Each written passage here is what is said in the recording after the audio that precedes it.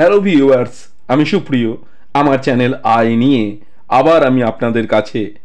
এবার আমার অন্যরকম ভাবনায় থাকছে সত্যজিৎ রায়ের টেলিপ্যাথি। সত্যজিৎ রায়ের অরণ্যের দিনরাত্রি সিনেমায় একটি সুন্দর মেমোরি গেমের দৃশ্য আছে। মেমোরি গেম কি, চলুন জানা যাক। খেলাটা কিন্তু আসলে খুবই সোজা। এই এই তো আমরা গোল হয়ে বসেছি। ধরুন আমি খেলাটা আরম্ভ করছি। আমি একজন বিখ্যাত লোকের নাম বলবো। বিখ্যাত মানে যে কোনো বিখ্যাত লোক? হ্যাঁ। Poet, philosopher, jockey? হ্যাঁ, কিন্তু সেই নামটা যেন সকলেই জানে। তারপর আমার পরে আপনি। আমি যে নামটা বললাম আপনি সেই নামটা বলে তারপর আপনার নিজের ইচ্ছে মতো আরেকজন বিখ্যাত লোকের নাম বলবেন। তারপর হরিবাবু। হরিবাবু আমারটা বলবেন, আপনারটা বলবেন, তারপর ও নিজের ইচ্ছে মতো আরেকজনের নাম বলবেন। আচ্ছা। গান্ধী, গান্ধী নেহরু, গান্ধী নেহরু আজাদ। এক্স্যাক্টলি। হ্যাঁ, এভাবে খেলাটা চলতে থাকবে। যিনি নাম ভুলে যাবেন অথবা নাম মিস করবেন সে আউট হয়ে যাবে। এইভাবে শেষ পর্যন্ত যিনি টিকে থাকবেন তিনি জিতবেন। এই গেমের নিয়ম অনুসারে একে একে অনেকেই আউট হতে থাকেন। প্রথম আউট হন কাবেরী বসু।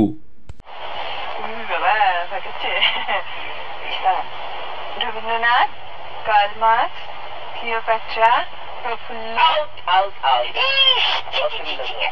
কি করে ভুল করলাম?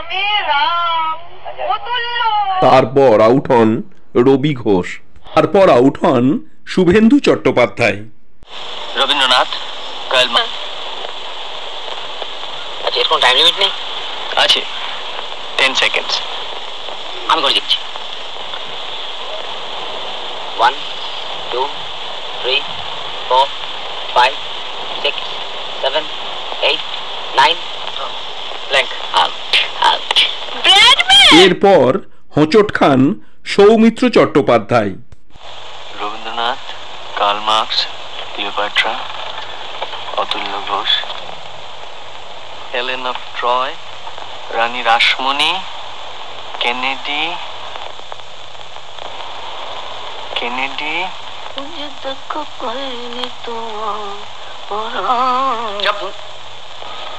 শেষ পর্যন্ত একবারও ভুলে না গিয়ে সৌমিত্রকে জিতিয়ে দিয়ে খেলা থেকে স্বেচ্ছায় বেরিয়ে যান শর্মিলা ঠাকুর। বোধহয় পারবো না। এবার বাস্তবে আসা যাক। এদের মধ্যে সবচেয়ে আগে মারা যান কাবেরী বসু। কাবেরী বসু মারা যান 1977 সালে। তারপর মারা যান রবি ঘোষ।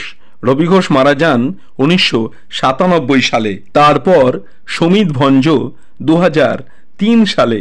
তারপর শুভেন্দু চট্টোপাধ্যায় 2007 সালে এবং সৌমিত্র চট্টোপাধ্যায় 2020 সালে মারা যান। আর এখনো বেঁচে আছেন শর্মিলা ঠাকুর।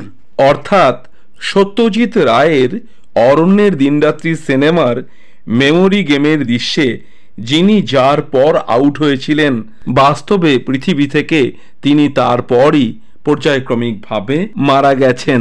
মানুষগুলি যখন বেঁচে ছিলেন তখন সত্যজিৎ রায় কিভাবে যেন তার টেলিপ্যাথির জোরে বুঝেছিলেন যে কে কার পর পৃথিবী ছেড়ে চলে যাবেন। কি আশ্চর্য টেলিপ্যাথির জোর সত্যজিৎ রায়ের।